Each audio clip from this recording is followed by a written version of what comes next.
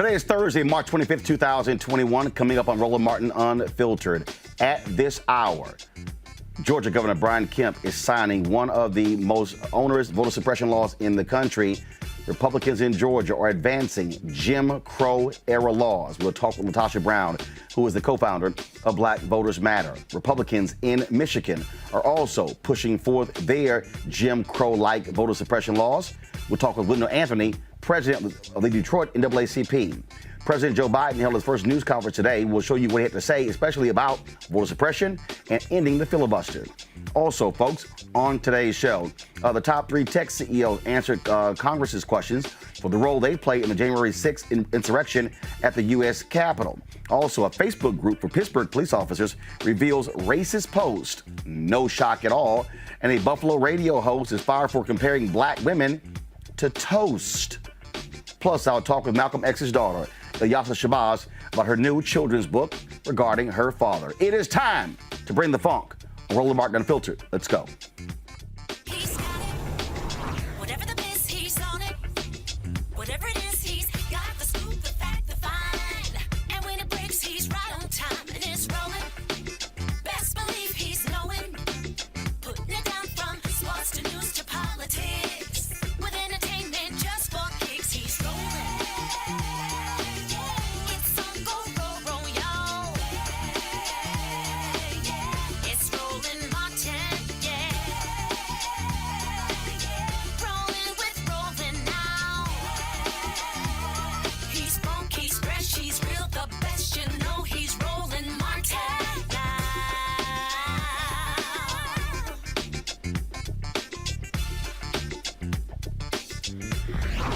Martin.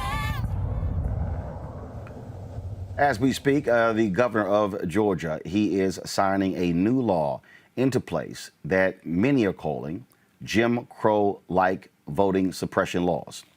Republicans in Georgia are pissed because Donald Trump lost the state and because Pastor Raphael Warnock and John Ossoff both beat Republicans for the United States Senate.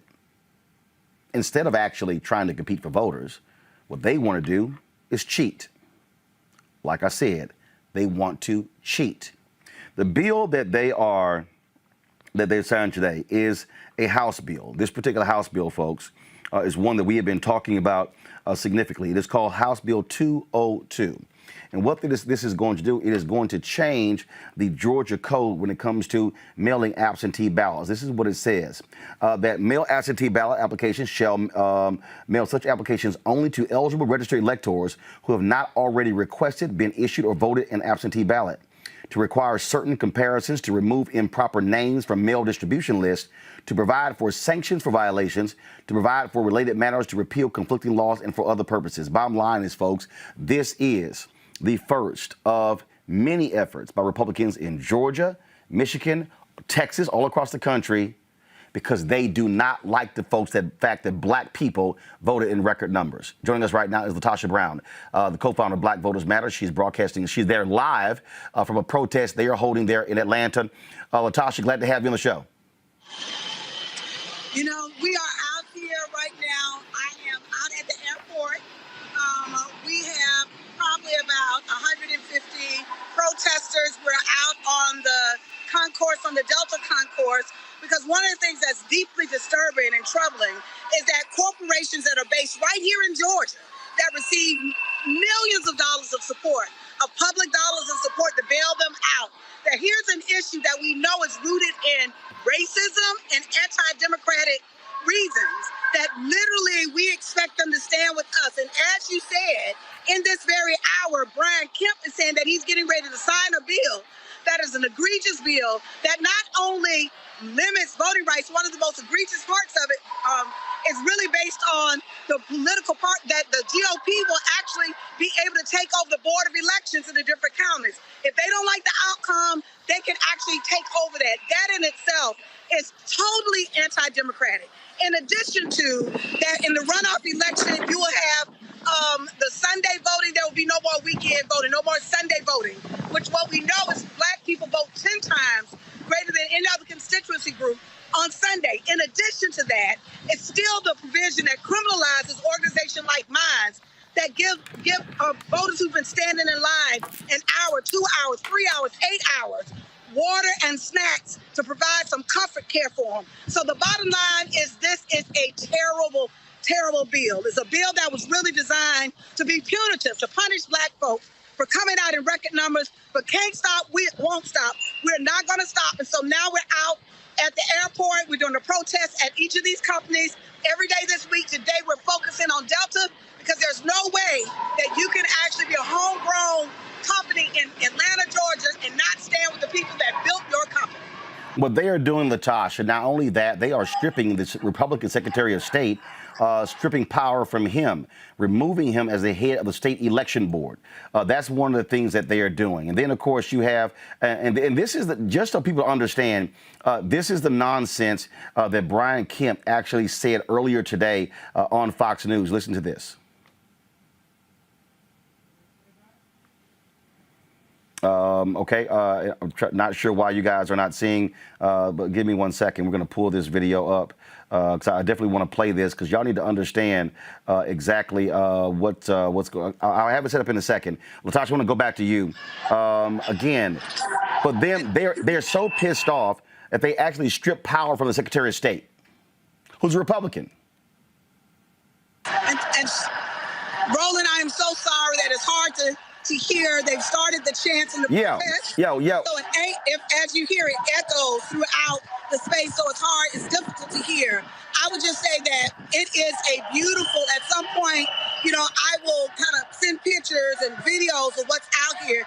What you're seeing that Asian American voters, they're black voters, they're white voters, they're members from the labor union, they're members from ACLU, Black Voters Matter, NAACP, Georgia Stand Up. Their organizations, labor unions, businesses, people who are standing out there saying that this bill is bad, even though the focus has been black voters, it is bad for all Georgia voters. And we're not going to stop. We're not going to stop. We're not going to take this. We know that we're in a prolonged fight, but that's what we're here to do because black voters do matter. Latasha, can you actually just flip your camera just so we can see the protesters who are out there?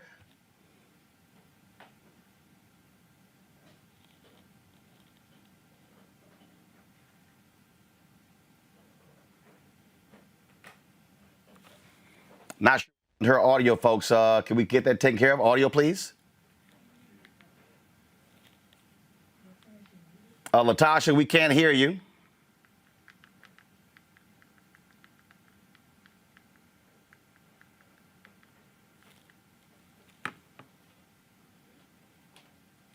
So I think Latasha may have hit her mute button, folks. But you see, as she said, about 150. No, go back to the video, please. Go back to the video. There we go.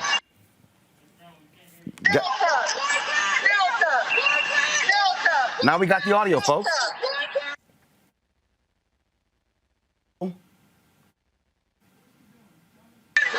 Thank you. Leave the audio.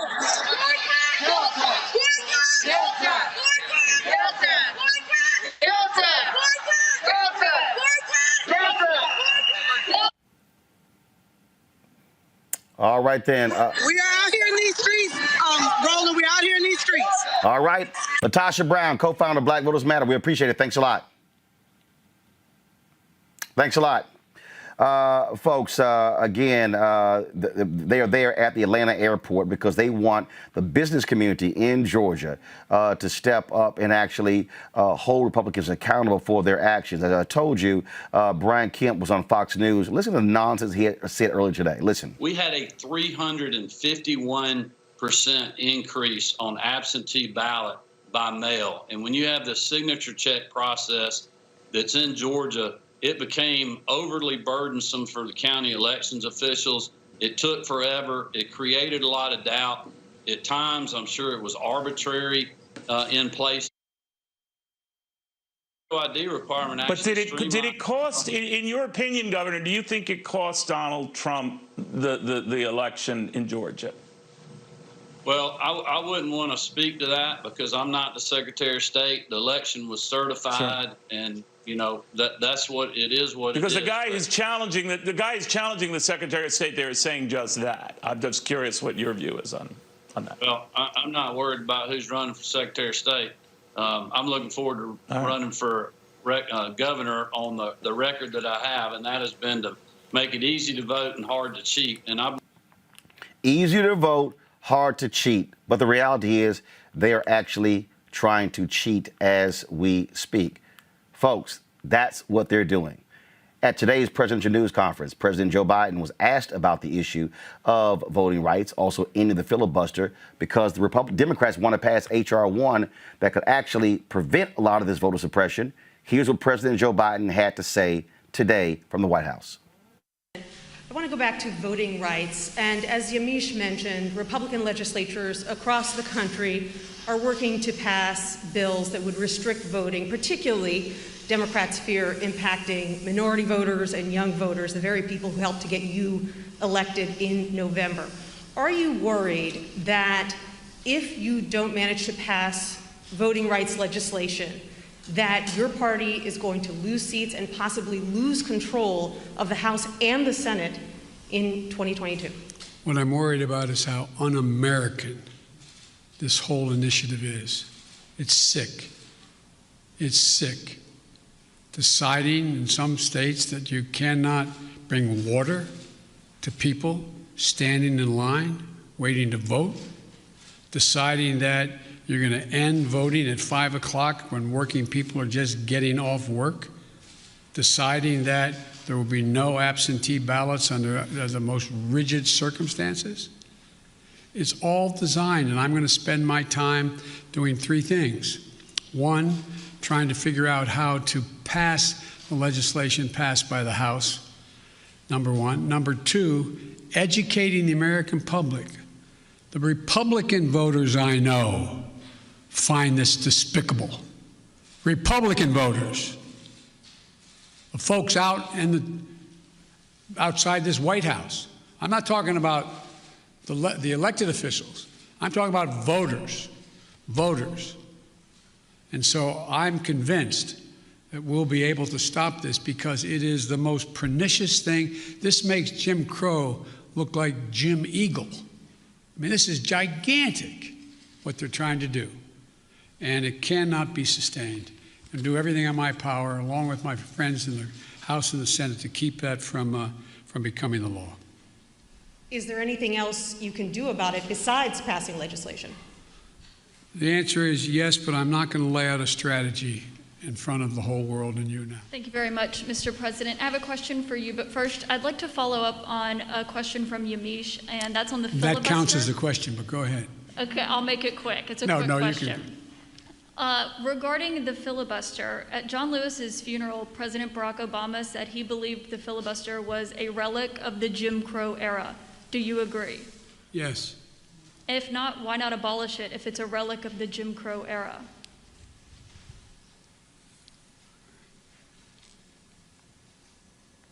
Successful electoral politics is the art of the possible.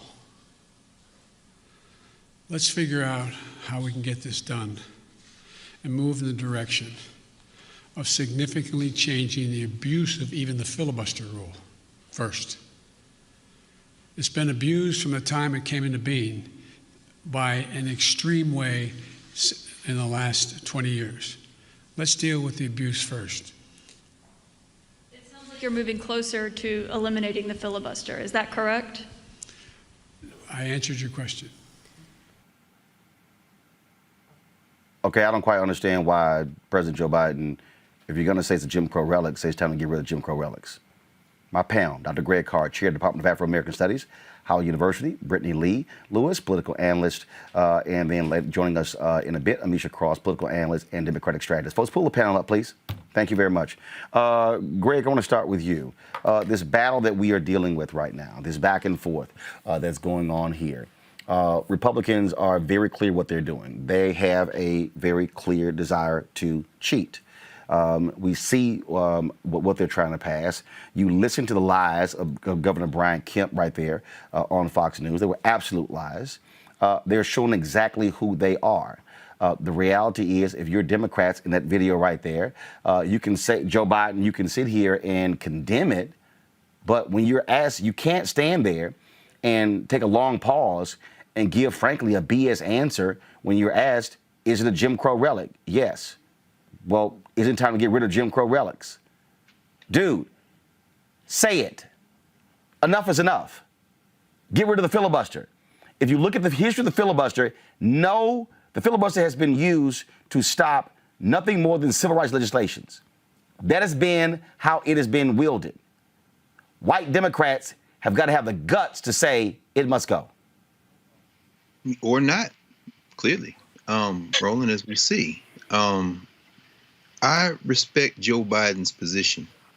He thinks there's something called the United States of America that has an identity. And so when he says that this is un-American, of course, he's historically inaccurate. But when he says it's despicable, he's correct. A little bit later in that press conference, when asked if he was going to run again, he said yes. And then they asked him, oh, well, so what's your strategy 3 years now? He said, hold on. I have no idea whether there will be a Republican Party. Do you? There were enough tells in that press conference to let us know where Biden is headed, I think, where he's being pushed by Cliff and Latosha, by you, by all of us. He's being pushed, and the Democratic Party is being pushed to make a choice that's going to require a strategic type of intervention. Now, here's where I think the Republican Party, and shout out to Brian Kemp. I love Brian Kemp. In the tradition, the racist tradition of the Talmadge father and son, who were once governors of Georgia. I like Brian Kemp because Brian Kemp's a white nationalist, as you said. The Republicans are not obstructionists. They are secessionists. This is the next generation of a civil war that we saw previewed in the 1850s and 1860s, the John C. Calhouns and others. They are either going to have the white state they want, the ethno state they want, or they're going to destroy the country. So when Joe Biden, he really isn't walking the fence there. If we listen back and forth, even when the conversation about filibuster today, he basically said, we're going to blow up the filibuster. He didn't say it directly. You're right. Because I think that would overplay the hand. I think his strategy finally, and the strategy of the Democratic Party, is going to be to try to use the momentum of these polls and the voters. That's why he talked about the Republican voters, to get them in a position to try to either tiptoe past the graveyard, retain a majority, flip the Senate in a year and a half, and then move forward. Or, and this is what I think is more likely is going to happen, they're going to abolish the filibuster if they can't get the talking filibuster as a compromise. They're going to abolish the filibuster sometime this summer at the latest. Joe Manchin, you blow-dried fake cosplay coal miner. Joe Manchin, you tool of the special interest. Joe Manchin, it's over, baby. Your country's over. And you're going to have to make a decision as to whether or not you're going to stand by while black people, brown people, and other folk put Coca-Cola, put Delta, put Home Depot on blast, and ultimately show these white nationalists that we're not about to bow down. We need some villains. Shout out to Brian Kemp. Good job, baby. Brittany, the thing here, as we look at this whole deal, and Dr. Carr's absolutely right. I mean, Joe Biden, President Biden, there's been cagey in terms. He knows they have no choice but to get rid of the filibuster. They don't want to say it because they don't want to, rile up Republicans. But here's the whole deal. You got no choice. You have no agenda. You cannot pass all these bills through reconciliation. And then you have Kristen Sinema, who has to be stuck on stupid because this is going to impact her running for re-election. The Supreme Court is deciding on a lawsuit challenging Section 2 of the Voting Rights Act, specifically in Arizona. Okay? That's clear.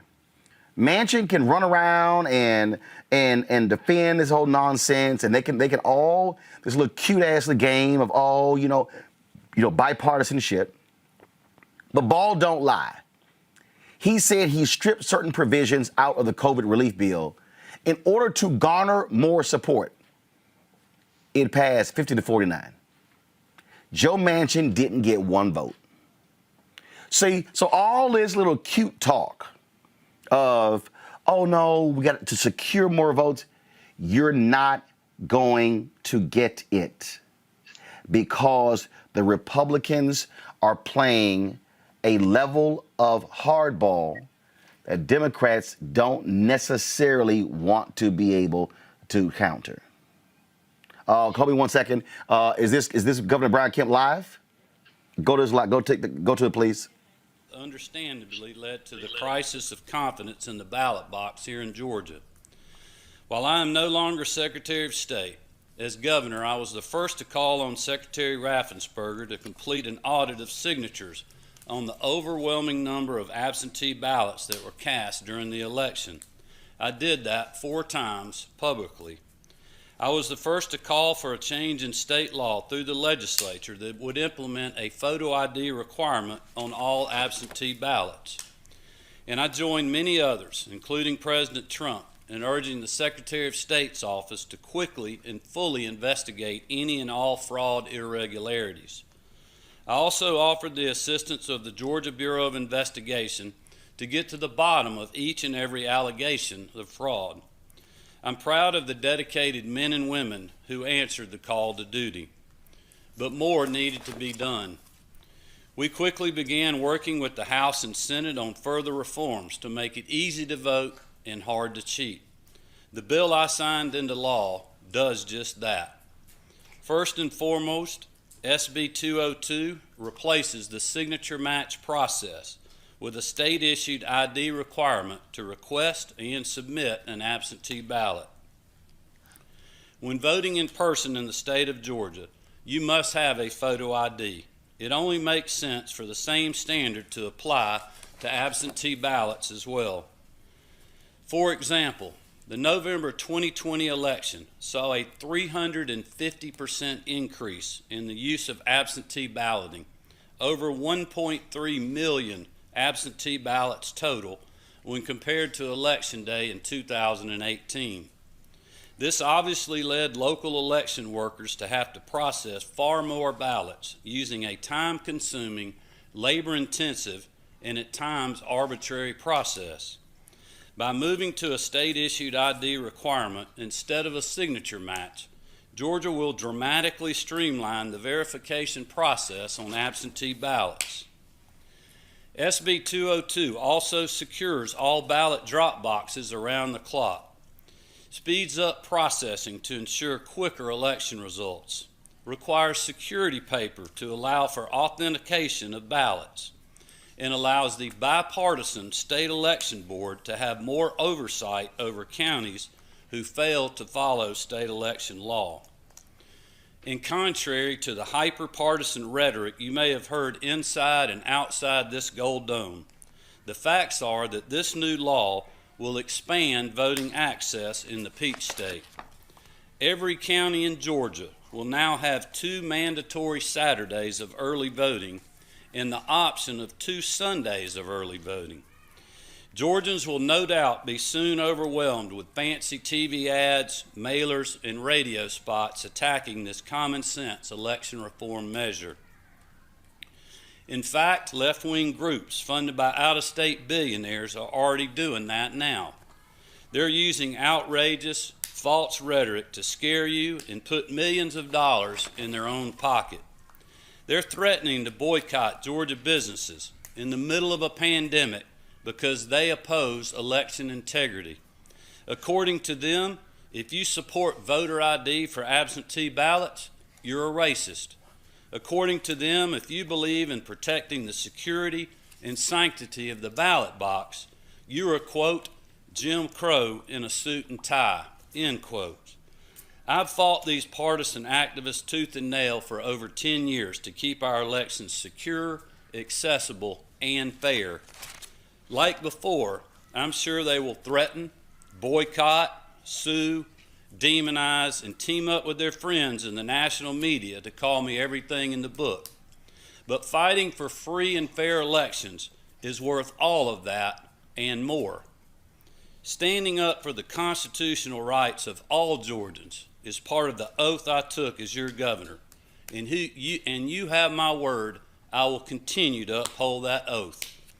Putting hard-working Georgians first starts with ensuring that your voice is heard in restoring each and every citizen's confidence in their vote. With SB 202 now becoming law, Georgians should know what the alternative being pushed by the other side contains. In Washington, D.C., Democrats and the left are showing exactly what their dangerous agenda is for all elections across the country, including here in the Peach State. By trying to ram House Resolution 1 through Congress, The contrast could not be clearer.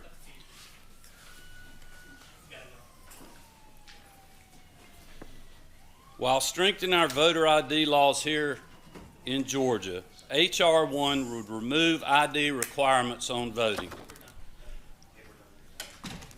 What's the problem?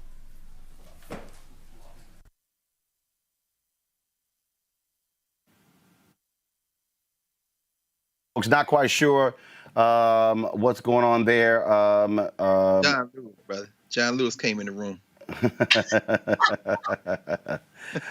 Let me know, please, if we have that back. Brittany, the reason I wanted to play that is because I wanted people to see the lies being told by these Republicans who are advancing Jim Crow laws. That absolutely, Brian Kemp, you spoke truth. You are Jim Crow in a suit. Hi. Hello. I mean, we know this though, Roland. We know that this is a backlash to the historic voter turnout. But this isn't just. I won't even say it's necessarily just specific to this moment, right? This has been ongoing, right? This is the GOP's plan, is to ensure if they can't actually get people to vote behind their ideologies and their beliefs and their policies, that they're just going to make it impossible for Black and brown folks who have a different worldview to vote. So I'm absolutely not surprised. And I love what Dr. Carr was saying earlier. We can't continue to, and I pray that President Biden isn't going to go in this direction. I don't think he is, but we can't continue to play this game of reaching across the aisle, because the Republicans haven't been doing that. They haven't been doing that for a long, long time. The Republicans, they want their way by any means necessary, and they're going to continue to fight. So we have to continue to put pressure, on the president to end the filibuster and to do what's necessary so we can get H.R. 1 passed. See, the thing that first of all, Amisha, when we spent 5 weeks in Georgia, I came back and I warned everybody. I warned everybody on this show. See, all these national media people, oh my God, look what they're doing in Georgia. Well, if you spit your ass time on the ground in Georgia, you would know exactly what's going to happen. The same thing happened in North Carolina after President Barack Obama won in 2008, where they changed the laws. The same thing has happened in Texas. This is what they do. And the thing here is, it's like all these black folk for the last 48 hours been sitting here trying to dog me because of the interview I had with this 21-year-old dude who was endorsing the voter suppression on Twitter. Booked him on the show to discuss it. Then he want to pull a bait and switch talking about self-sufficiency. And all these Negroes are like, you dishing that young man, and I'm going to give money to his school. Yet he is standing with them. Now, he tried to say on the show, oh, I don't support that. But I specifically called out all the Black Republicans. And here's the deal, Amisha. You ain't heard nothing from Alveda King. She loves running around talking about she's the niece of Reverend Dr. Martin Luther King Jr. But you ain't heard Alveda open her mouth. You ain't heard nothing from that thug Angie Stanton, okay, who's pimping the King name as well. All right? You heard nothing from Bruce Lavelle, standing with Donald Trump. You've heard nothing from Paris Denard. You've heard nothing from C.J. Pearson. All of these Black MAGA people saying nothing. That little punk former Rep Vernon Jones, same thing. An embarrassment to Kappa Alpha Psi. Thank God he's not an alpha. But all of them, all of these Black Republicans running around scared, wimps, don't want to criticize anything, and then we're trying to sell us on vote for that thug Donald Trump. Brian Kemp just stood at that news conference, Amisha, and said, well, people, they need to have trust, in the ballot. No, stupid fools like you, Kemp, got dogged by Donald Trump, lied to voters, and you idiots believed them.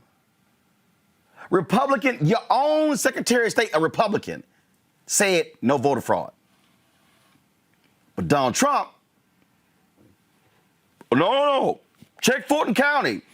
The ballots were coming out by the thousands. They were coming in barrels. Lies, lies, lies. So these white Republicans, these white Jim Crow Republicans, are passing the laws based upon the big lie.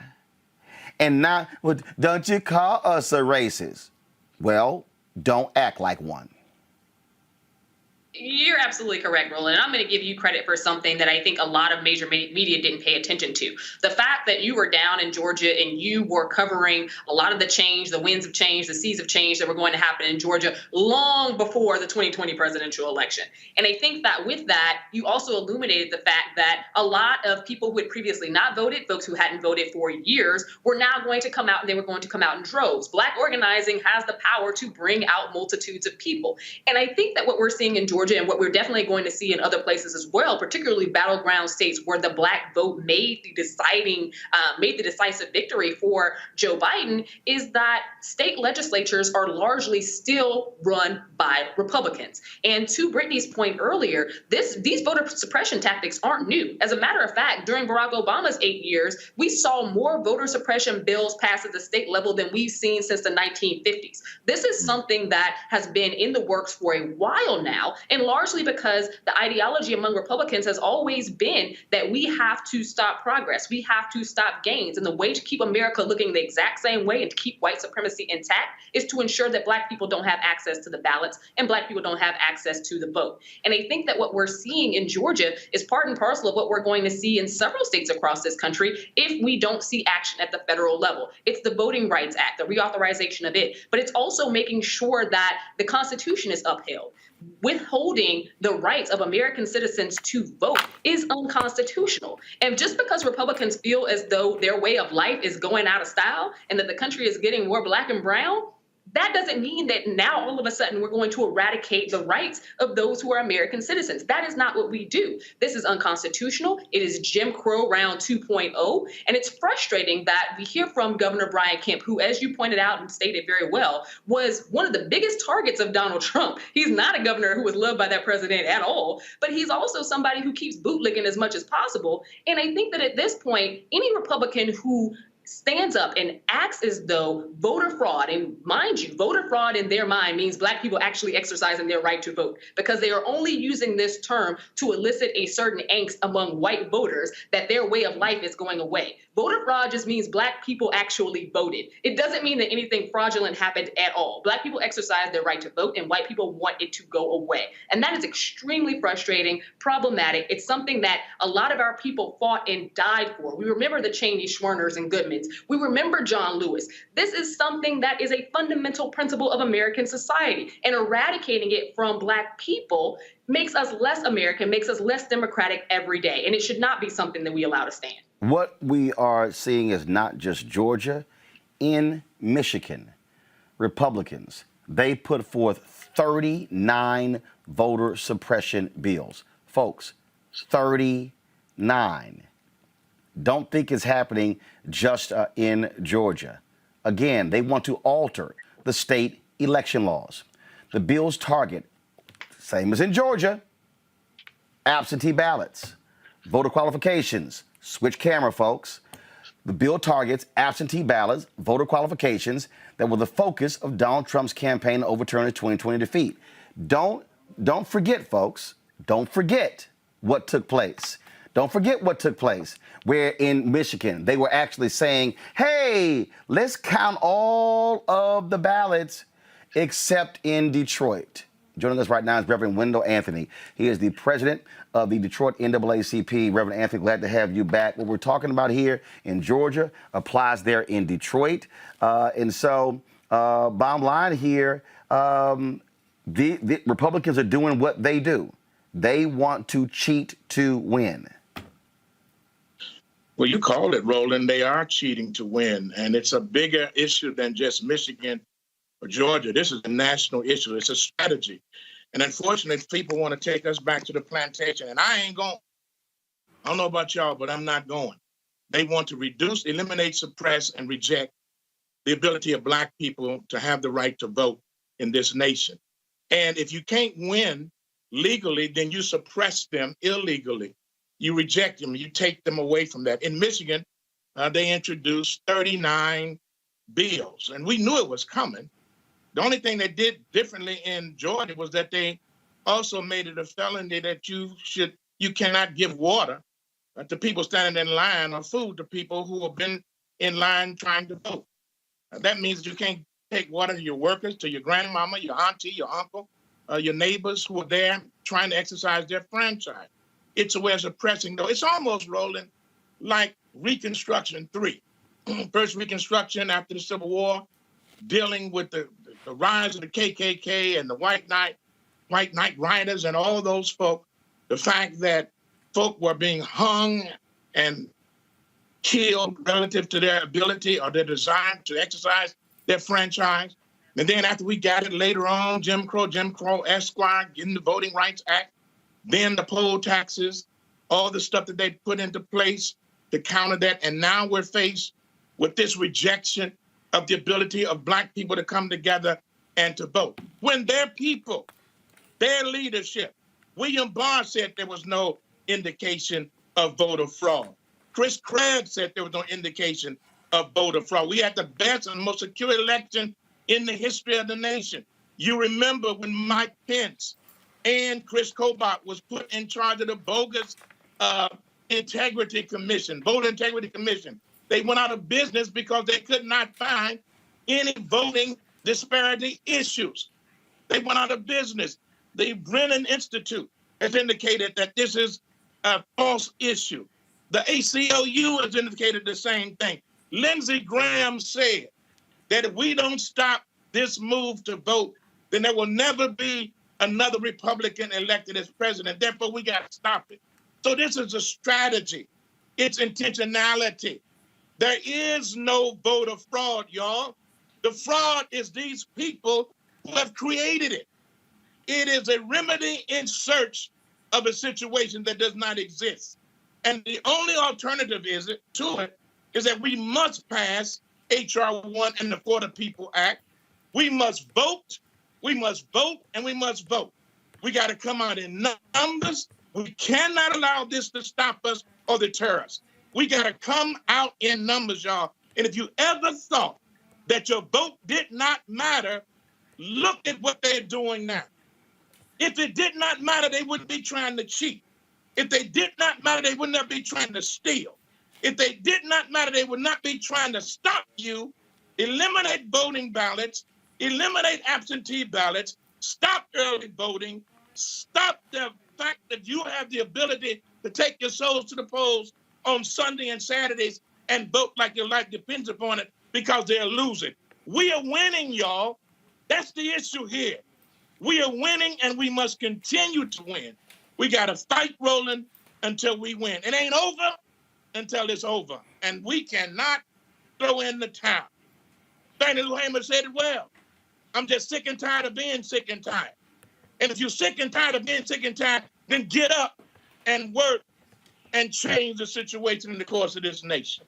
We have the ability to do that. What you laid out is precisely why when I saw the poll numbers in Michigan, when Senator Gary Peters was down to a Black Republican, I called you, I called others, and I said, I'm bringing the show there to elevate Senator Gary Peters because the reality is that Black Republican, let me be real clear, y'all, that Black Republican made it clear he was standing with Donald Trump. Oh, no question. He said he supported Donald Trump, not 100%, not 200%, 2,000%. He supported Donald Trump 2,000%. Can you imagine, Roland, if he was in the position of being governor now with these 39 bills that this raggedy Republican legislative body has put up, he would sign it. But thank God, in a discussion this morning with our governor, Gretchen Whitmer, she went on record and said, I have the authority of the executive. I have a pen and I will exercise my authority and it gives me veto power and I intend to utilize it. And see, for all, and let me just go ahead and put it out there, okay? Let me just be real clear. I got all these black folks sitting here, man, you talking about voting for Democrats. Y'all, it's two damn choices. It's two choices. And see, here's the deal. If we did not go to Detroit to give an assist to Senator Gary Peters, if we did not sit here and light into John James every single day and expose his record, if the black folks in Detroit did not turn out the way they did, everybody listen to me right now, the Republicans would be controlling the United States Senate. No question. The COVID bill wouldn't have passed. If we did not take out John James in Michigan, Mitch McConnell right now would be the Senate Majority Leader. So for all y'all who are like, Roland, I don't know why you keep talking about voting. Well, guess what? We ain't even having an H.R. 1 conversation, a George Floyd Justice Act conversation. We ain't even having a conversation if they were in charge. So a whole bunch of y'all can sit your punk asses at home and talk all this stuff, and you can criticize. And let me be real clear. Ain't no way in the hell Democratic Party perfect. Because, see, Senator Gary Peters is now the chair of the Democratic Senate re-election campaign, the DSCC. Right. And I'm going to make it perfectly clear to him, because he owe a brother, that they going to have to spend more money on black media. They're going to put more resources in these campaigns. But see, Reverend Anthony, what gets on my nerves are all these fake-ass black YouTube historians, these wannabe folk who can't even carry Greg Carr's bag, who think they know politics, and they spread BS, and then folks like, well, man, I ain't gonna vote, I ain't gonna do nothing. Well, if you don't think public policy has an impact on your life, you are out of your mind. Can you imagine where we would be if Trump was still in the White House? If we did not have Ossoff and Warnock as senators, and certainly if we did not have Gary Peters here, we would be in a whole different situation. And I'm simply saying we cannot afford to go back. We cannot afford to lose our ace in the hole. Our ace in the hole is our vote. And if you're not exercising that, you are playing into what they have put forward. The country is changing demographically. Ain't nothing we can do about it. Ain't nothing they can do about it. It's becoming more and black and brown, whether we like it or not. And the reality is, Roland, we have never done to other people what has been done to ourselves. Now, we might treat each other bad, but we've never done that to other folk. We are a loving and nurturing and fellowship-filled people. All we want is what is right. Voting is right. We died for that right to vote. We cannot allow it to go. And we cannot come to this point in 2021 and let these individuals turn us back. For those of you who talk about Democrat versus Republican, I want some Republicans to stand up. I want to vote for some.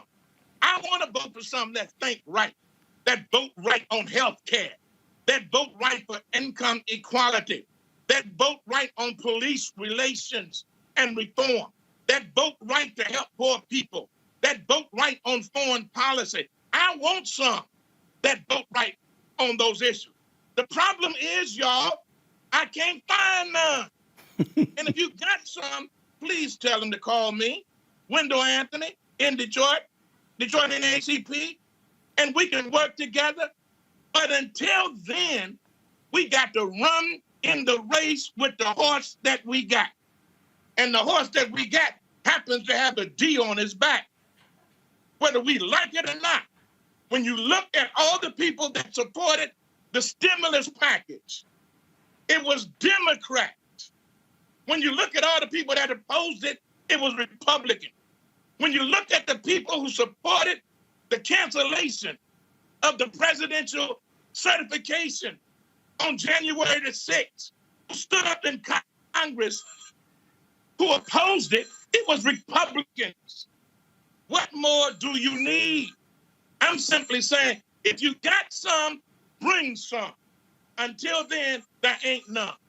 And you and me got to take our souls to the polls and vote like our lives depend upon it, because quite frankly, they do. Reverend Wendell Anthony, Detroit NAACP, we appreciate it. Thanks a lot. Thanks, Lord. Appreciate you, brother. Yes, sir. Greg, Carl, I want to go to you. And this is the thing, and we talk about this a lot on this show. Because we don't have Democrat, Republican, liberal, conservative discussions on this show. We have black conversations. Right. And what we try to do is walk people through the issues and understand. If somebody wants to argue with me, I mean, I literally got these fools on my Instagram page and my Twitter page, and they all upset. Man, you always pushing this Democrat thing on us. Fools, I ain't even a Democrat. I have never, ever self-identified as a Democrat in my life. Exactly. I voted for Republicans. I voted for Democrats. I voted for more Democrats than Republicans. But I'm not blind. Reverend Anthony just said there was a $1.9 trillion COVID relief bill. Not a single Republican in the House and the Senate voted for it. 172 Republicans voted against the Violence Against Women Act. Not a single Republican. All y'all folk out there hollering reparations, show me a Republican who's on record saying they support it. All I'm saying is this here. If I'm living in a world where there are two parties and one gonna win, then I've got to first make a choice. Who is more likely to at least listen to a conversation with me? Hell, who gonna take a meeting? That's first. That's right. Two, who gonna show up to black media? That's second. And I ain't forgot Nancy Pelosi. You still need to come here. But third, who am I likely able to apply pressure to get them to vote the way we want us to vote?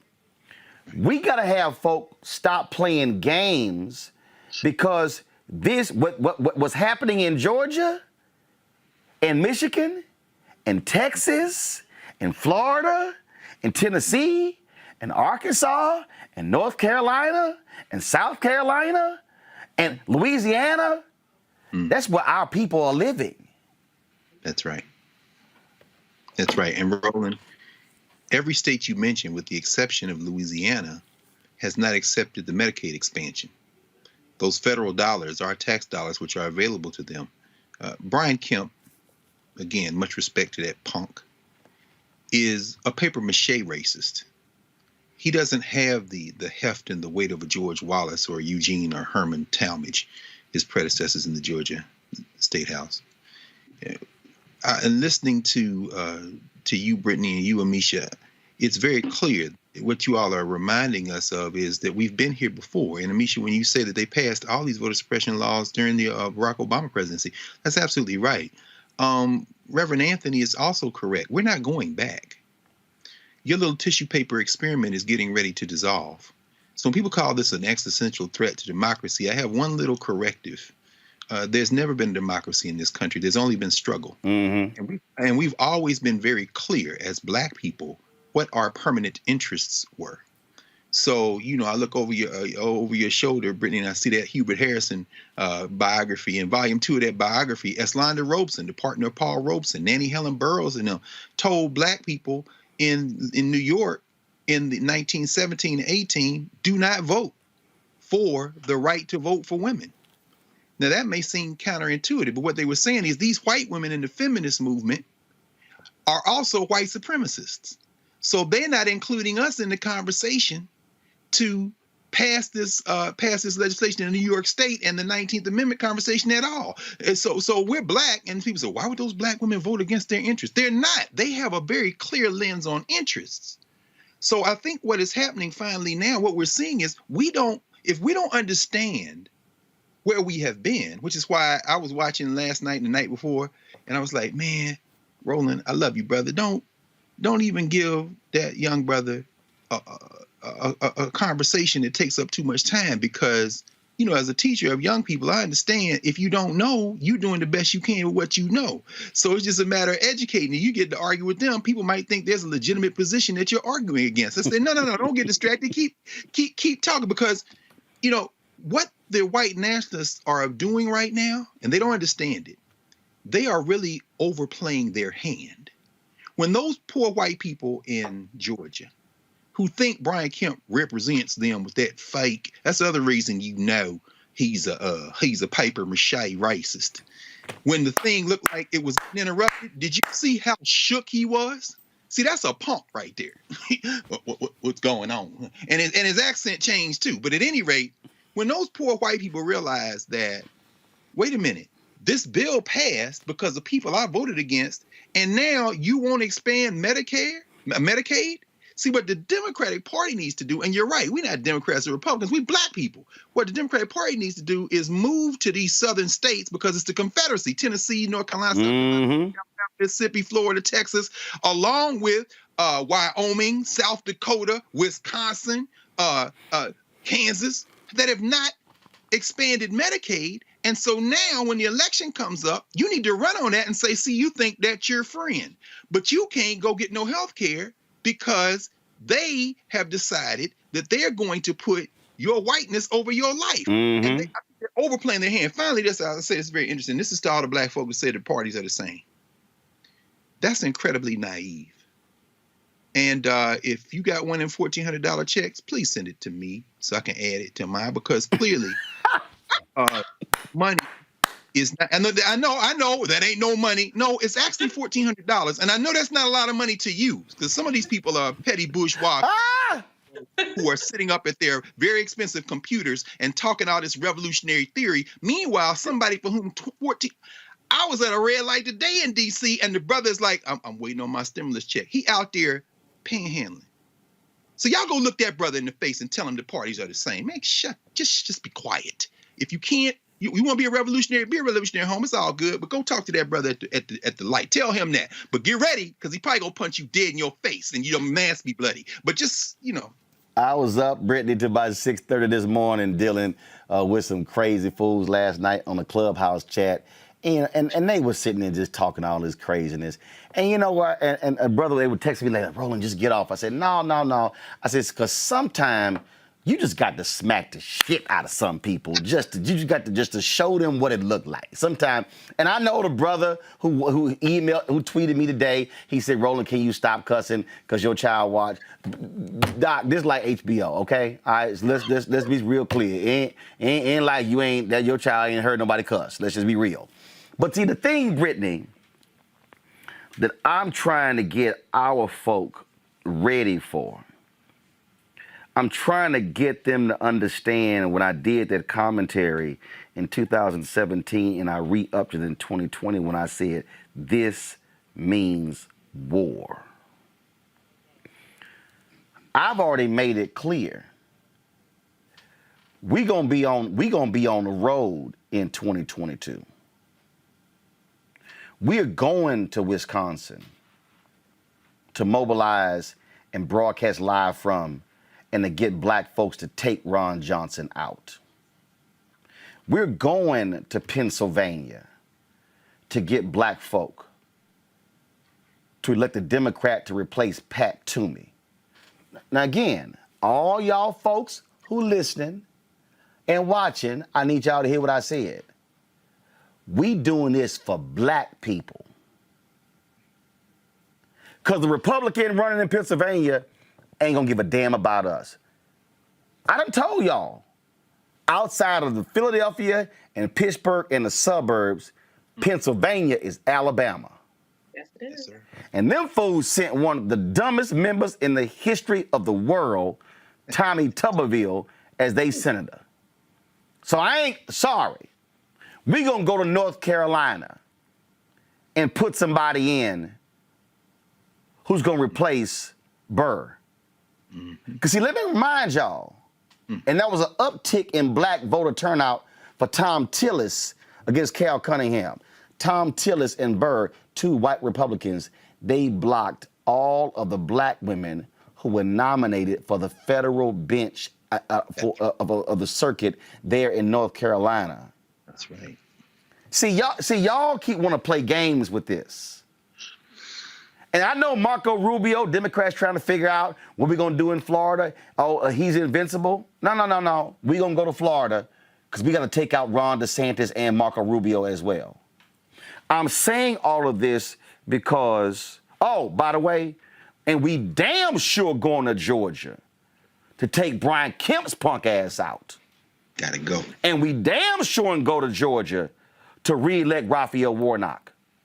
Hello. So all the black folks out here who are watching, y'all need to be prepared because they already control the Supreme Court 6-3. If we play games and they control the Senate, they control the federal judges. They control the public policy. Y'all don't play games with your children's future by being stuck on stupid in 2021. Brittany, go ahead. Yeah, no, I mean, you hit the nail on the head, Roland. Not much else to say there. They know that we're coming for them, and they know the simple fact that if they weren't concerned about us coming for them, they wouldn't have introduced well over 4 times the number of bills to restrict voting access as compared to roughly this time last year. That alone tells you everything that you need to know. But that's in the American tradition, right? Is to fight against the black vote and to not allow us to have to be a part of this failing American project, if you will. So, but we're going to continue to show out. We're going to continue to fight in masses and numbers. And I have no doubt that we are going to, the time has come. We are at, I like what the gentleman said earlier. We're at the third Reconstruction, if you will. The time has come. Misha, final point here. I've been using that language. This is the third Reconstruction, and I've been using it for a reason, because the wake of the death of George Floyd, we've seen this awakening. But see, the problem is that first Reconstruction, Du Bois' book had it at 20 years. It's really 10, 12. Others had it a longer period of time. Most folks don't call the Black Freedom Movement the second Reconstruction. Manning Marable's book lays out a longer period, what he called the second Reconstruction. But if you use the death of the murder of Emmett Till, August 28, 1955, or if you want to go Brown versus Board of Education 1-2 in 54, and then go through King's assassination in 68, you could say the second Reconstruction lasted 14 years. The third Reconstruction has to fix what the first two did not do, and that is focus on the money, which means that it has to last longer than the first one and the second one. So this needs to be at least 20 years. This is 2021. So if the third Reconstruction lasts at least 20 years, we've got to be locked and loaded all the way up to till 2041. And by the way, y'all, by 2039, a majority of the working class in this country will be people of color. By 2043, the majority of the population will be people of color. So I'm trying to get people to understand today we are in a multi-generational battle. So what happens this year and next year sets up not 2024, but 2044. But if you only look at this thing in terms of the next 1 year or 2 years, and then you approach this with your very selfish interest, when idiots say, well, I'm gonna ignore the top of the ticket, I'm a vote down ballot. Dumbass, you gotta vote bottom to top, top to bottom, because politics is linked federal, state, county, city, school board, water district, judges, DA, constables, sheriffs. They're all linked. And you can't say, well, I'm going to remove this link and deal with the rest, because if you remove a link from a chain, you have rendered the chain powerless, because a chain, no matter how strong the material, cannot do its job if a single link is missing. That's right. You're right, Roland. And the issue here is that at the end of the day, all politics is local. The local politics of any given city or state are always going to affect individuals more than what they see at the federal level. That just is what it is. I think that we as a culture have diminished the importance of local elections. That's why we see more people come out every 4 years than we will ever see in mayor's races, than we will ever see in state house races. And right now, state legislatures are the ones that are basically shutting down, pushing against, and fighting against all things that elevate African Americans. It's very frustrating to me that consistently, and even with the stats that you gave before asking your question, yes, America will be more brown, will be more people of color within the next few years. However, just because you have population increases doesn't mean you have economic gains, and it definitely doesn't mean that you have power increases. So there's a lot that has to be done within the next few years to ensure that we get to that next level of Reconstruction, that part of Reconstruction that was left out of the first two, meaning that the economic gains, meaning that force and that power that not only aligns us in equity, but also ensures that we are not consistently behind 4, 5, 10 times the rate of personal wealth, of family wealth that we see within the white community. That's where reparations comes in. But beyond that, we need to have equity in our systems that create that balance. That means education, that means healthcare, that means housing,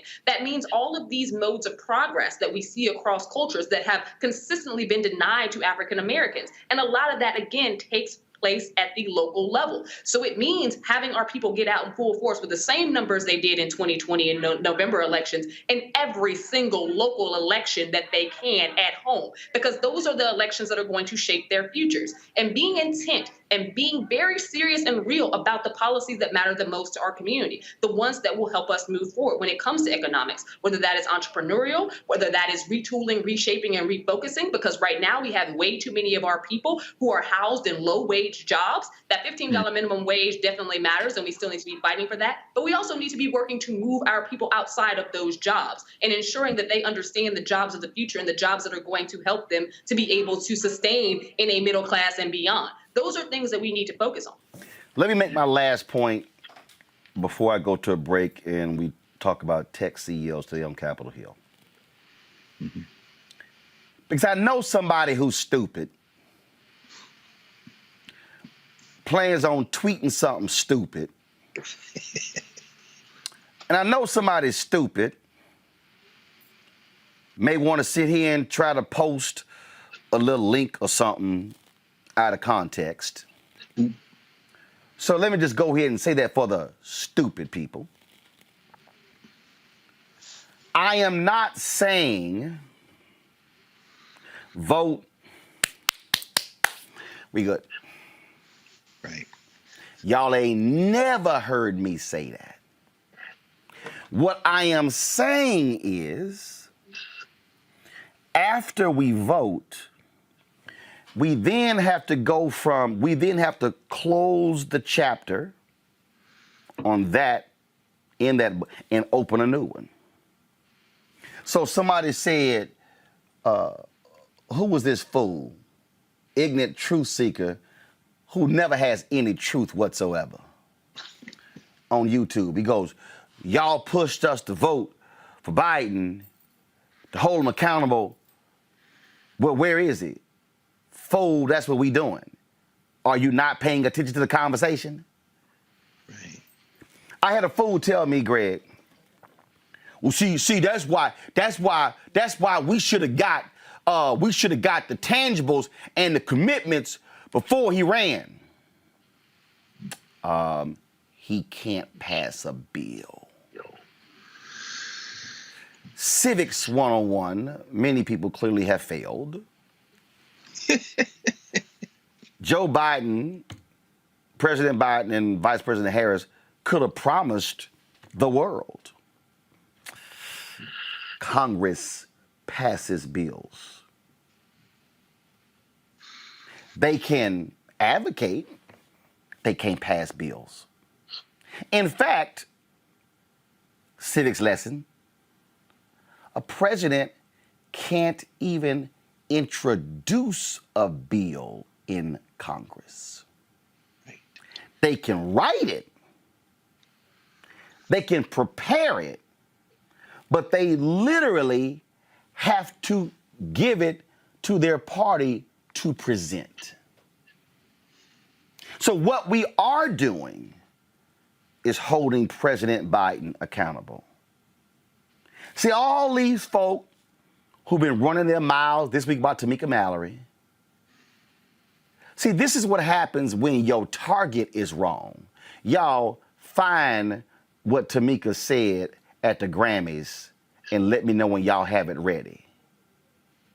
All this week, folk have been trashing and dogging Tamika and Black Lives Matter and Ben Crump and Sean King, all based upon comments from Samara Rice and Lisa Simpson. But here's the problem with that. While y'all been talking about Tamika, y'all ignored what she said in the speech.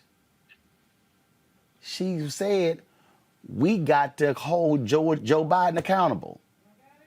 Do you see what happens when you get off focus? Play it.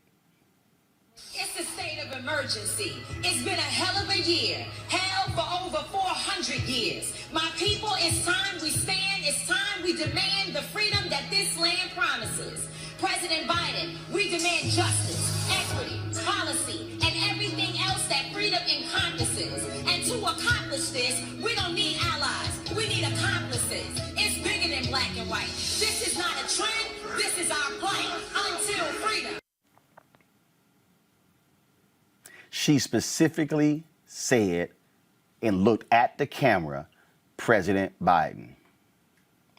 But the whole discussion this week has not been on Biden.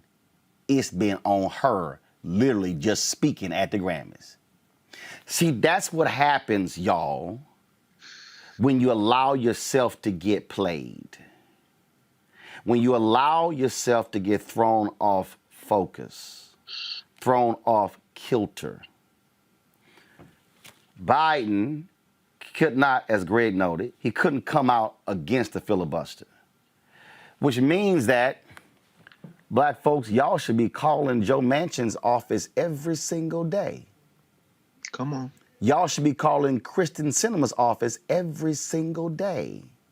And Tim punk ass Scott too, Roland. Yep, Senator Tim Scott, who is no Senator Ed Brooke. That's right. That's right. You can't, Senator Scott, you can't claim the legacy of Senator Ed Brooke when he stood up against his own party when they were standing with Southern Dixiecrats and were filibustering the Fair Housing Act in 1968.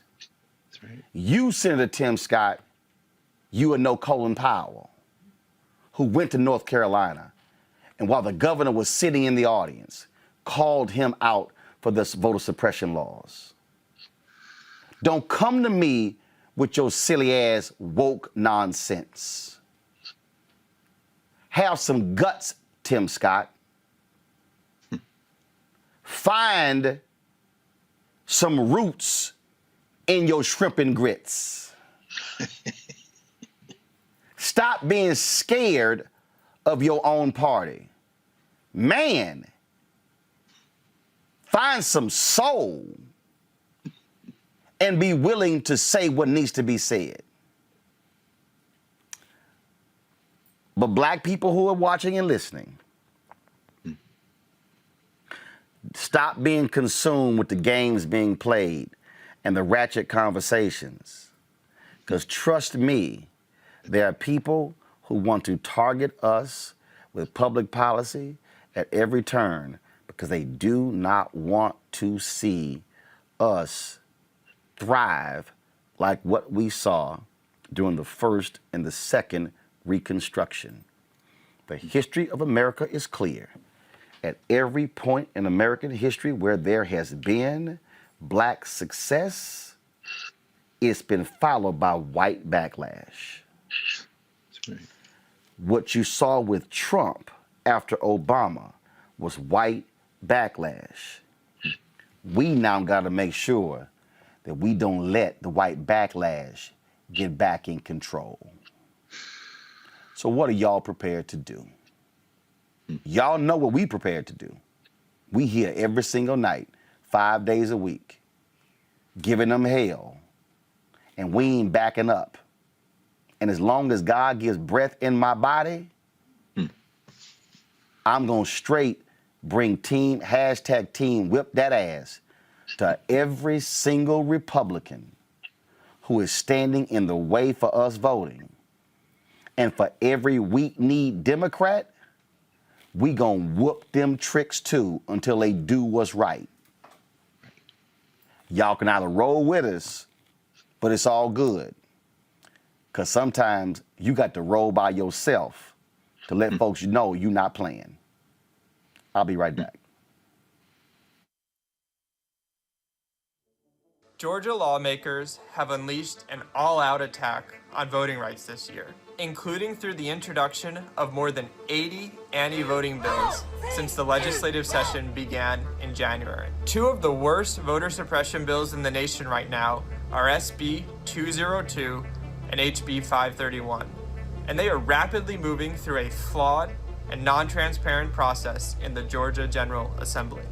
It should come as no surprise that these bills are in reaction to increased participation by Black voters. That context is critical to understanding the purpose and impact of these voter suppression bills. Georgia lawmakers want to restrict voting access by significantly restricting the use and availability of secure drop boxes, by restricting the ability for voters to cast provisional ballots, and by adding new ID requirements for absentee voting. They're also seeking to allow for unlimited voter challenges, which is particularly troublesome given that just this past January 2020 runoff, tens of thousands of Georgia voters were subjected to baseless, untimely, and potentially discriminatory voter challenges. Georgia lawmakers want to criminalize people for giving out free food and water to voters who are standing in extremely long lines. Can last anywhere from 2 to 5 to even 10 hours.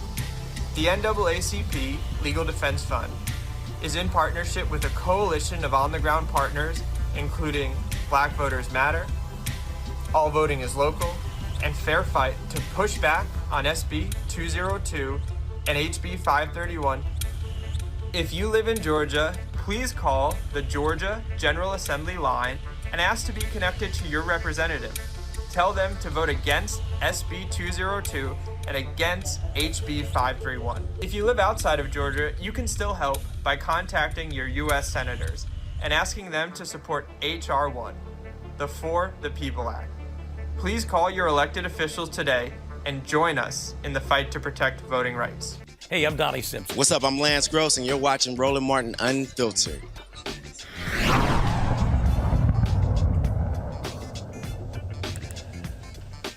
Well, you know, big tech matters, folks, in this country, and social media executives answered to Congress today for their role in the January 6 attacks on the U.S. Capitol. Facebook, Mark Zuckerberg, Twitter's Jack Dorsey, and Google's Sundar Pichai all appeared virtually before a joint House committee.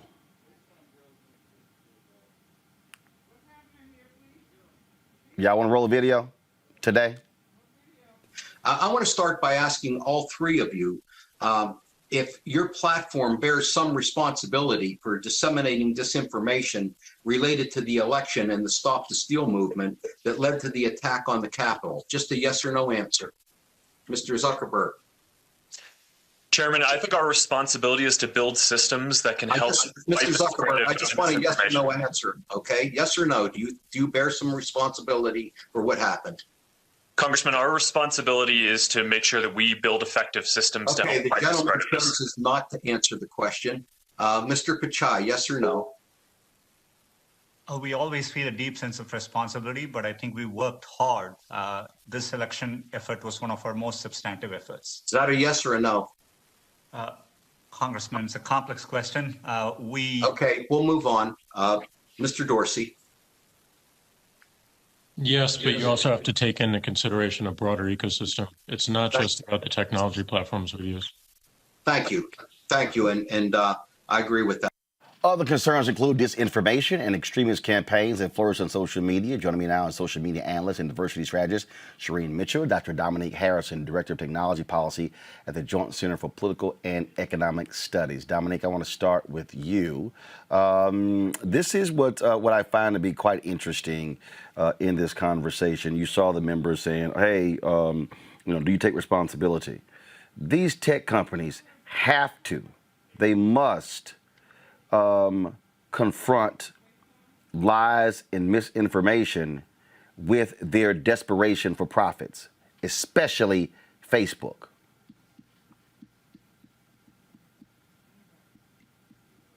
Dominique, go ahead. Yeah, I'm sorry. So, yes, thank you so much for having me on. I really appreciate the opportunity. Totally agree with what you just said. I watched most of the hearing today. A lot of things stood out to me. First was there is a lack of, recognition around the kind of challenges that are facing Black people as a result of the platforms that they own. We know that online platforms can exacerbate discrimination, voter suppression tactics, and race-based extremism.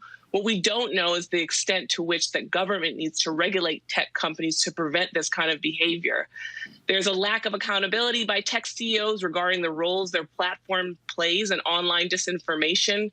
Their company codes of conduct, ethic boards, stakeholder groups, all kind of self-policing activities are not enough. And the American public has no real speech on the thing not to do it because they feel like it's biased to one political party versus another. That's a choice that they're making. If this is even across both political parties, then we're fair to say hate speech should not be on their platforms. But what they're doing is they're trying to basically say there's certain portions of this that's free speech, and there's certain groups of people get more privilege than others, and that's what's different about their quote unquote following their terms of service, which they're not. But they are actually allowing the harassment, they're allowing extremism because they're basically saying, hey, this is free speech. What they're doing different in America versus in other countries is that what we're dealing with is them saying, hey, if it's a foreign actor doing this, we will take it down and we will respond to it. But if it's a domestic actor, we'll leave it because this, the freedom of speech for Americans is different, even though that freedom of speech can include incitement to violence, death threats, or targeting certain groups of people. And something really important that Zuck said today, Zuckerberg, was that he was okay with Section 230 being changed with two caveats, which is, making sure there's clearly illegal stuff is being added to the Section 230. When you say clearly illegal, that also means that you can't use domestic terrorism as a framework because there's no law that focuses on domestic terrorism, and there's no law that makes it possible to call out what we have been dealing with, which is white domestic terrorism in this country, which is what the insurrection ended up being. So there's this fine line that they're also trying to walk through in terms of the legislation and regulations, things that they're agreeing with. But also the key thing that I think is very important that is being brought up is that they don't feel that they should be held accountable for other people's actions, which is not the experience for most users. And they are saying, we want you to be here present, but we're not going to protect you. And here's all the reasons why. And those are the types of things I heard today when they couldn't answer just simple yes or no answers. It was a whole bunch of caveats. There was quote unquote nuances. But at the end of the day, what they were saying was what happened was harmful and problematic, but they should not be held accountable because of XYZ. While they're purposely, in some instances, not taking down certain content, and they're also banning certain people from speaking up, which is Black and brown people, when they're trying to defend themselves against the harms inflicted upon them on these platforms. And Bobby Rush asked a very specific question. Where's your audit to Jack Dorsey? And Dorsey had a different answer, which was, oh, we're going to go to civil rights organizations. We just threw out the audit framework. Questions from my panel. I'm going to start with Amisha. Sure. Sorry, I was on mute. After watching the testimony today, my big question is, what are the limits? So if we are to push in terms of restricting about how they act towards international actors who do negative things, specifically spreading misinformation and lies. But what is the slippery slope between that and pushing too far, and specifically targeting minority groups? Because what we've seen when we've initiated this type of action before is that the groups that you expect to get targeted never were. But groups like Black Lives Matter and groups that were organizing Black people always tend to be the ones that fall under the ire. How are we to stop that type of action on these platforms? So if this is for me, I just want to make sure that you're talking to me. I have an answer to that. Yes. Okay. Yes. So the thing is, this is the key about free speech and the like. They use the conversation about marginalized people being most affected by the way in which we handle free speech. But the truth is, at this moment, free speech has not protected us. And they're not protecting us right now in this moment. They're not using that free speech model for the Black Lives Matter people, for us. They're actually in opposite, basically banning us and suspending us for speaking up. And so when people say to me, well, what happens next if this will be a bigger effect on Black Lives Matter or anyone else? It's already happening. What we're not doing right now is calling out the fact that it's already happening, and what we need to do right now that is not being covered. It isn't about the right for people who are inflicting harm, who are inciting violence. We're protecting them over us protecting those people who are being targeted. And we need to rethink that. Brittany, your question for our panel. Yeah, Amisha, I loved your question. That was my question for them, with thinking about that balance, because we know so many of our various activist groups and educators are being shadow banned. They're seeing a decrease in their engagement when they're talking about eliminating white supremacy and talking about organizing via these platforms. But I guess I'm interested in how can we get these CEOs to be more transparent in terms of the ways in which they're using their AI. I just think it's fascinating that they're able so quickly to silence the voices of Black activists, but they are not able to silence, these white supremacists. What is their argument there, and what can the community do to push them in the right direction? Dominique? Yeah, those are really great points. I mean, it's important that we understand the algorithms, right? The data sets that they are using, in which their tools operate and how their services operate online, whether it is them providing that information to a third-party entity or giving that information to government. We need to understand how those technologies are working and the impact that it has on our communities. But they do not, outright kind of give that information to anybody, right? Some of that is for proprietary concerns, but the point is that we need to understand the implications of these technologies, right? So we can understand how they're operating, but also what other kind of interventions can be used to make sure that we are not having more harm on communities of color. So there are legislation right now, right, that members have introduced to say that these tech companies should be audited to see how their algorithms are working, what kind of data sets they're using, but nothing has been passed yet. And so a lot of civil rights organizations and advocates are pushing for some of this legislation to pass to make sure that we are indeed holding these companies accountable. Because even though they may have research teams that are housed inside these organizations, sometimes, as we've seen lately, those researchers, many of times people of color and women, are pushed out, or their research is not deemed as being worthy of publication. And that research is very much centering Black folks in the conversation and the concerns that we have with regards to technology. Greg Carr. And can I? I'm sorry, Shireen, go ahead, then Greg Carr. Yeah, so I just want to highlight that because she was picking up on some of the things that happened with Timnit, who was doing ethical AI. If you're a Black person trying to do ethical AI for any of these companies, you're not welcomed. And you can tell that by what just happened with Timnit.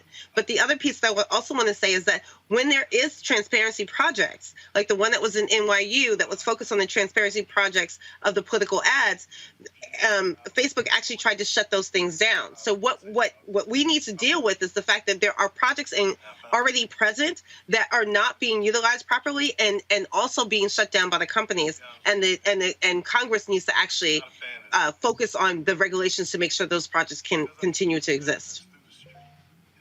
Greg Carr. Thank you, Roland. And thank you, Bo, Shireen, and Dominique. As we see this damn ad with this sister every 30 seconds on social media, 25 years ago from Facebook, talking about the Communication Decency Act of 1996. Thank you for walking us through how that Section 230 is really the only thing there, and it's protecting them because they're private actors.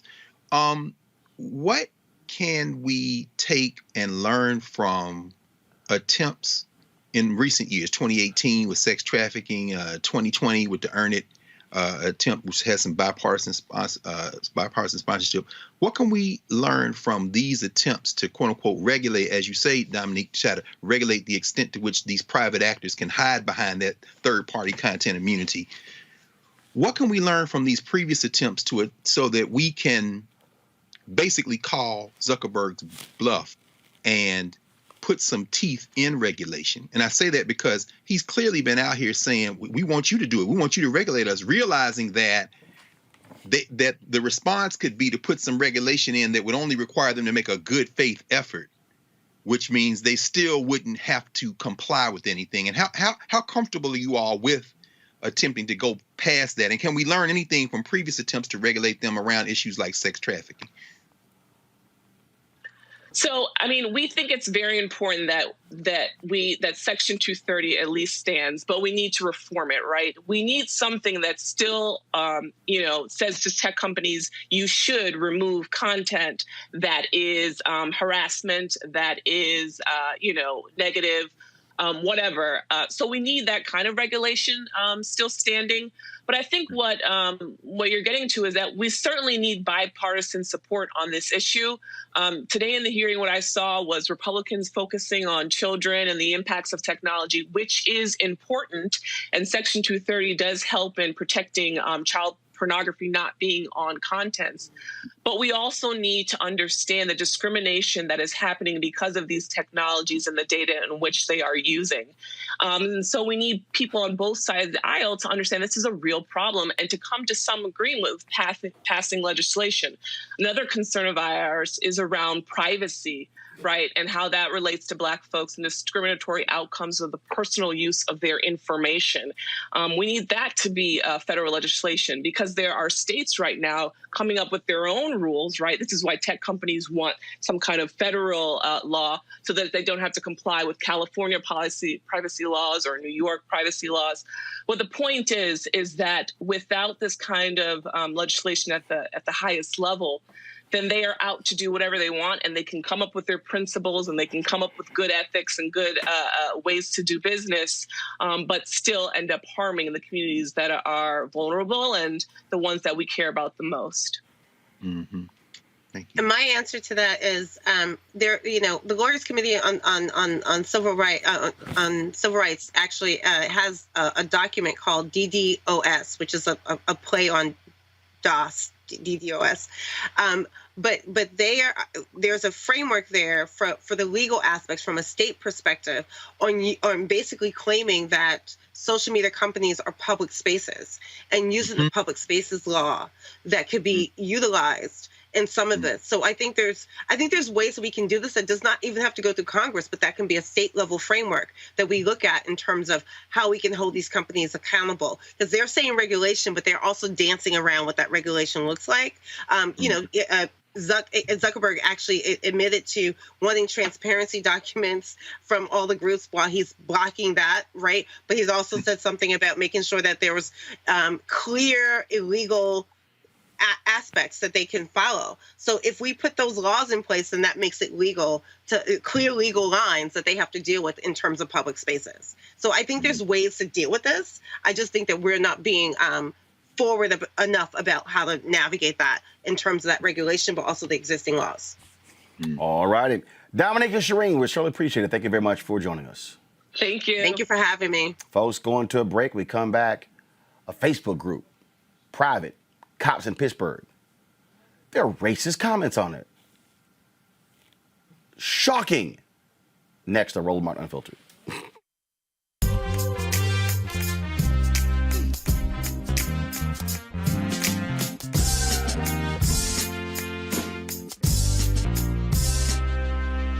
Who needs a little love today? Who needs some love sent their way? Who needs love? Who needs love? Who needs a little love today? Who needs some love sent their way? Who needs love? Who needs love?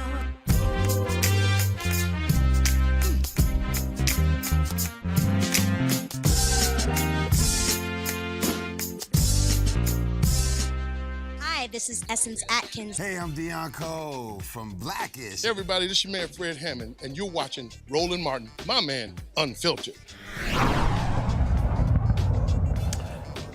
Well, Associated Press report discovered that a private Facebook group for Pittsburgh police officers became a place to spread hate online. Several pro-Trump members of the Pittsburgh area police break room Facebook group often referred to Black Lives Matter as terrorists and thugs. They shared posts criticizing law enforcement who marched with Black Lives Matter and Democrats whom they often referred to as Democrats. Over time, the conversation within the group shifted from jokes about policing and memorializing fallen officers to racist and transphobic comments. In 2019, the Plainview Project shared thousands of racist, sexist posts from active and retired police officers in 8 other departments around the country. Now, Greg Carr, we ain't shocked by any of this. This is the stuff, though, that we need to understand that happens in these police departments, that people, oh, no, there are a few bad apples, but it's amazing. We keep hearing about racist cops in St. Louis, out of Florida, out of California, out of Pennsylvania, out of Georgia. We can go on and on and on. Can we stop playing games that we have white supremacists on these police forces nationwide? No, because they've always been there. That's what the police means. Goes back, as we know, to the slave patrol. The two quick things right quick. From the story that you just covered, when we heard Dominique and Shireen talk about the Communications Decency Act of 1996 and Section 230, the platform gets to choose what to restrict or not. And as we heard, they're punishing Black folk. They're taking us out of there. What the solution that Shireen offered is really the one. You have to almost treat them like public utilities, make them public, and then you tell them what to do. Otherwise, white nationalist groups like this, which we've always known to exist, will continue in this, and they'll be abetted by these private actors like Facebook, who then hide behind Section 230 by saying the law says that we're not responsible for what third parties post. So they're basically enabling them without any harm. So you got to do public relations. The second thing of the two is this. I'm glad you keep bringing up the third Reconstruction, because what we saw in the wake of the first Reconstruction, almost immediately in places like Colfax in Louisiana, in places like North Carolina and other places, is that those white nationalists, in collusion with extra legal folk, so not just the police, but the Klan and everybody else, started almost immediately with voter intimidation, started almost immediately with violence and with this rhetoric to begin to claw back the loss that they felt in the Civil War. This is what's happening again. This rhetoric isn't harmless. It isn't just some people playing around on social media. You combine that with Brian Kemp using the alarm words, well, it's billionaires and left wing. No, that's like saying communists in that in 1950s. And that's like saying carpetbaggers in 1860 and 70. This rhetoric is of a piece of this larger problem that is going to finally be solved one way or the other. You can pass a law, which is going to be challenged in court, of course, that says you can't pass out water, but we are Black people. So, we're going to arm people with 8 water bottles and a piece of chicken at the church before anybody ever goes to get in line. And then when you show up with your gun because you think the police going to be on your side because you've been monitoring the Facebook chat, when them young brothers and sisters in the Not Effing Around coalition in Georgia show up on the other side, this is when we're going to have a decision to make. All this is going to end up probably in violence, unless we come up with different types of solutions to disarm them. And part of it, I think, is disarming Facebook regulating it like a public utility, and that then takes the decision out of the hands of Mark Zuckerberg, whose company's worth $800 billion right now. Racist cops. What a shocker, Amisha.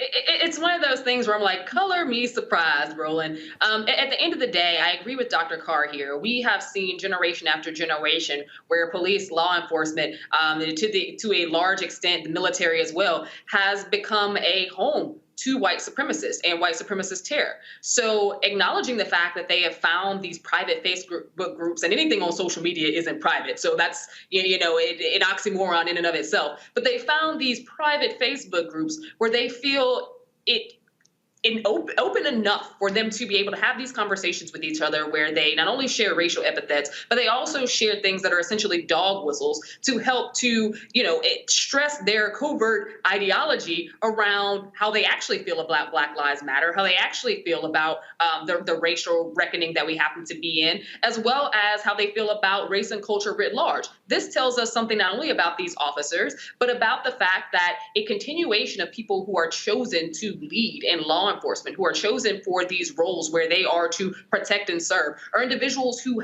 inhabit very, very problematic viewpoints against people of color, specifically Black people. And me shows, again, this isn't a bad apple scenario, because if it was, we wouldn't see it across the country. We wouldn't see it for generations, time and time again, regardless of whether it's an urban or rural area. What we see is that this is the police department. This is who they are. And you cannot, and I get tired of hearing it, you cannot train your way into equity. That's not a thing. These are people who are brandished with guns and people who believe wholeheartedly that they are an elite class, that not only them, but their whiteness is an elite class, and that their job is to dismantle Black people, to dismantle the communities, to instill fear, to invoke violence. That is something where, I feel like this generation, when we talk about the defund the police movement, this is what they are talking about it for, because they recognize what many on the right, as well as some on the left, the moderates being the most spoken about, don't, in the sense that there's many people who are irredeemable. This is a system that is irredeemable. This is one that has to be broken apart and started anew. This is one that has to be removed from our culture as it exists today, because it is one that is more damaging than it is helpful. And it is one that automatically sees Black bodies as criminals. It is one that automatically sees Black bodies as something to dismantle and to disengage with. It is one that automatically sees Black bodies as not mattering. And it's one that automatically sees Black bodies as those that can be dismissed. And I think that that's very clear in those social media posts. Brittany. Yeah, I mean, I have to echo the things the other panelists said.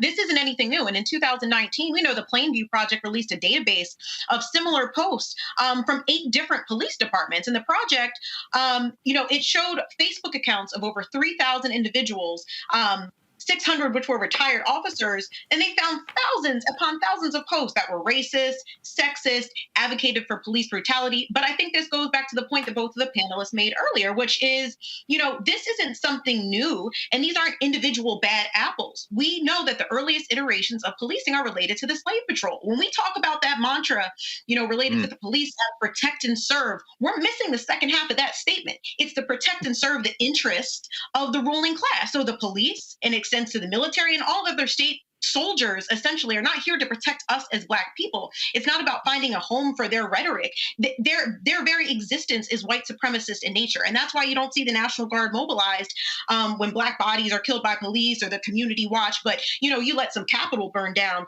and then all of these entities are being mobilized, because that's what these institutions, that's what these groups are actually about. And, I always say it's why we have to not only defund the police, but completely re-envision policing, try and envision a world where policing doesn't exist, at least not in the way that we currently know it. And I always say to people who are like, it's not possible, it's not going to happen. There was a point where we didn't think enslavement was ever going to end. There was a point where we didn't think legal segregation was ever going to end. And yet here we are, because the collective power and will of the people is all that we need. Mm-hmm. All right, folks, y'all know what time it is. No charcoal grills are allowed. I'm white. I got you, bro. Illegally selling water without a permit on my property. Whoa! Hey! You don't live here. I'm uncomfortable.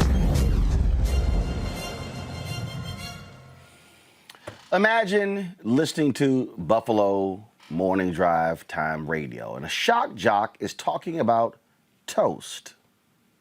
And the crew is discussing how they like their toast. And they make a comparison to black women. Listen. What is your what's the number? You're setting, I think it's probably a 7-ish, 6 to 7, God. probably 7.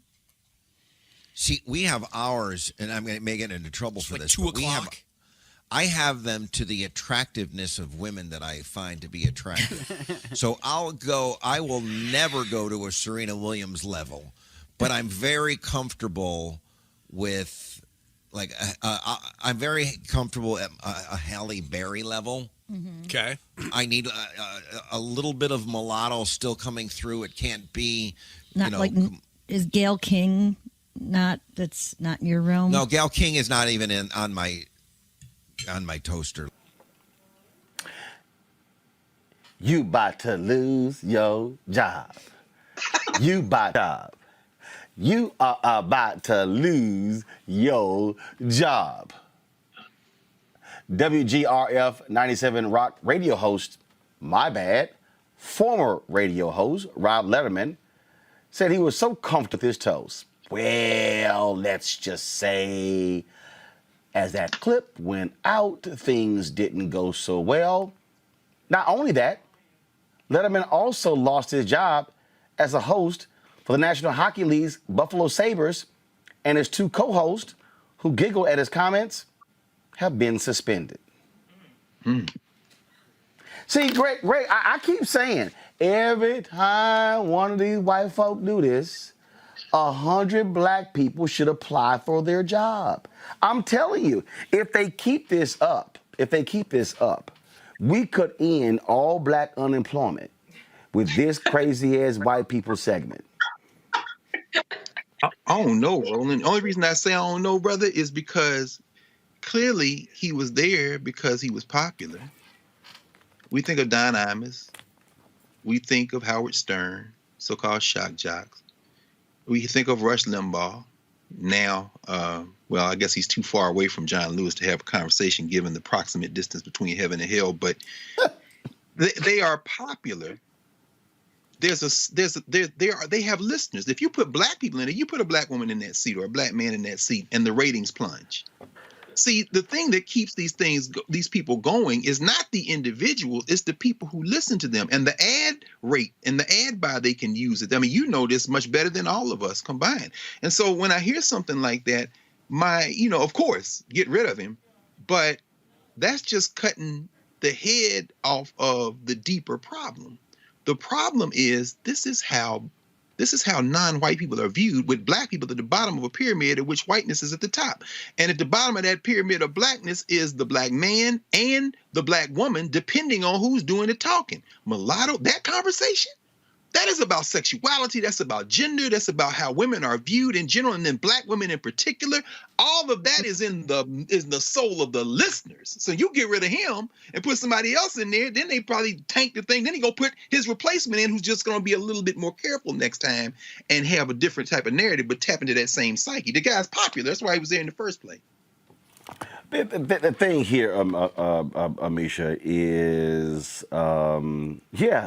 they, to even think that conversation, I like mulatto toast.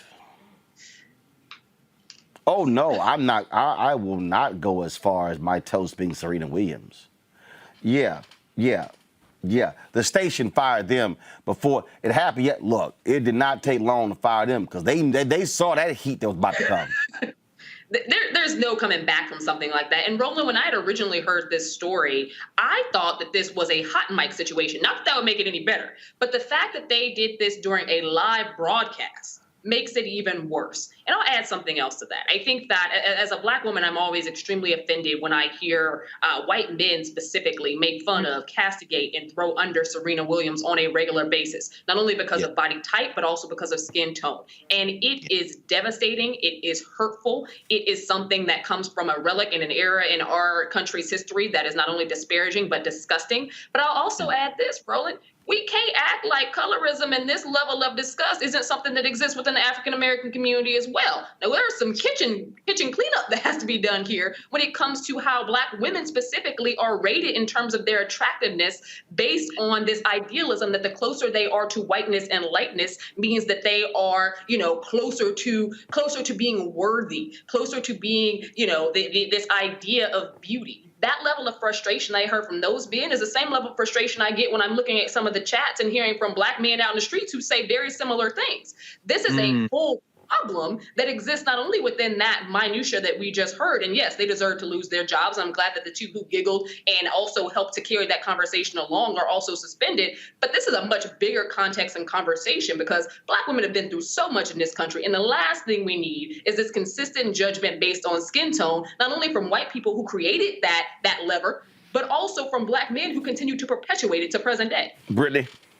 Yeah, absolutely. I have to just echo everything that the panel said. Obviously, this is all happening under the umbrella of white supremacy. And Amisha, I'm so glad that you said what you said, because you hit the nail on the head. Look, I'm a light-skinned Black woman. We know this, and it is so interesting how often being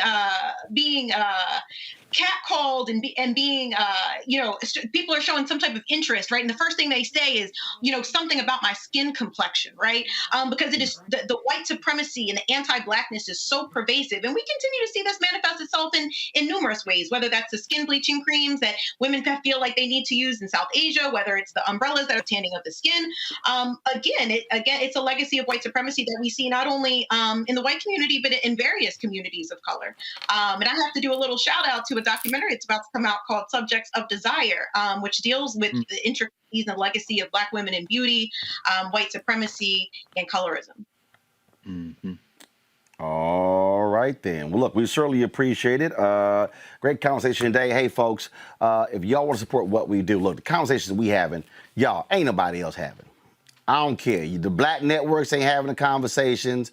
The white networks surely ain't having the conversations. That's why we here 5 days a week, 2 hours a day, broadcasting Roland Martin Unfiltered. Your dollars make it possible for us to do what we do. So please support us at Cash App, $RM Unfiltered, Venmo.com/RM Unfiltered, PayPal.me/R Martin Unfiltered, Zelle, Roland at RolandSMartin.com. You can also hit us on Zelle.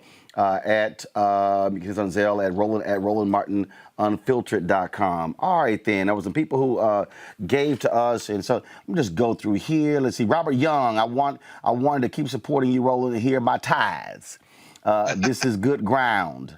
And see, this is so Nicholas Rodriguez. He gave $5. He said, not much, but I wanted to contribute. I just heard you in an interview, and he said, thank you for being an inspiration. Alan Orr, keeping up the good work, $50, appreciate it. James Davis, support, thank you very much. Joyce Nichols, $60, membership support, thank you so very much, Joyce. Let's see here. Let's see, Anna Ford, keep doing what you're doing, Roland. Michelle Trufant, thanks for what you do. Let's see here. Ido Shapira, all your amazing work. Thank you. 18 means thank you. 18 means life in Hebrew. I'm a big fan. Break Bread Thursdays. Appreciate y'all, team Roland. Excuse me, y'all. Gotcha. Let's see here. Scott Fabiani Beeman. Tight. Thanks to you and all your panel contributions for the super refreshing, substantial, and depthful conversation. Just digging into the topics that need air.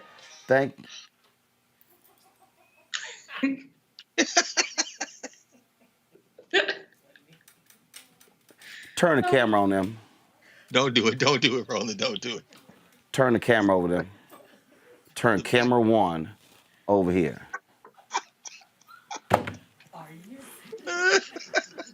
Turn camera one over here. Tasha, bring your ass back over here. Unfiltered. Y'all, so we sitting here So my publicist, Tasha Whitten Griggs, I'm going to give you a whole government name. No, sit your ass down. You know what? It's all right. Y'all too damn slow. Go to my iPad. Ooh. Go to my iPad. Y'all too slow. Right there. So Monique Presley decided to pick Tosh up and bring her by the studio. So they've been sitting their ass over here for the last 2 hours watching the show. You would think in 2 hours you could turn your damn phone off. 2 whole hours.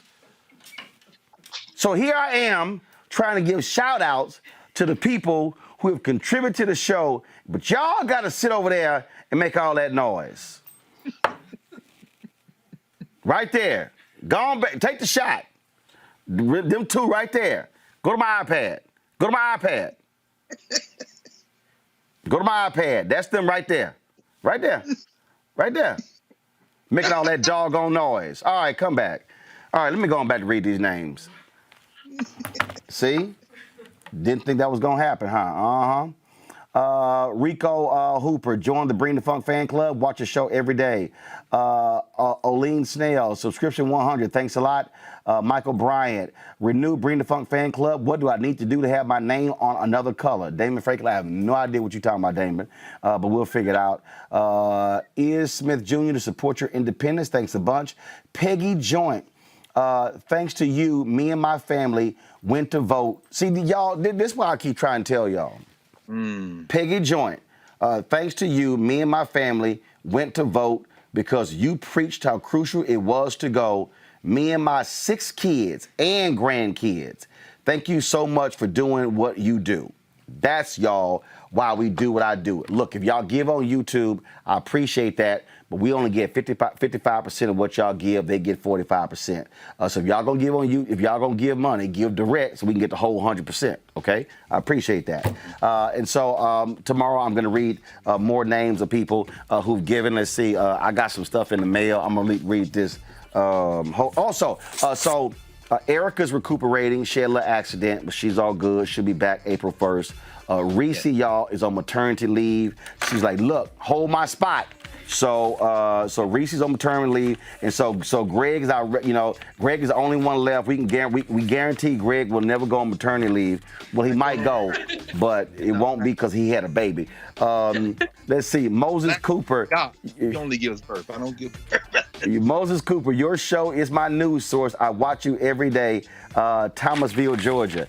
Moses, I appreciate that, man. Thank you so very much for your contribution to the show. And somebody sent this here. Let me go ahead and read this here. And see, some of y'all who are watching right now on YouTube and Facebook, y'all keep getting a free ride.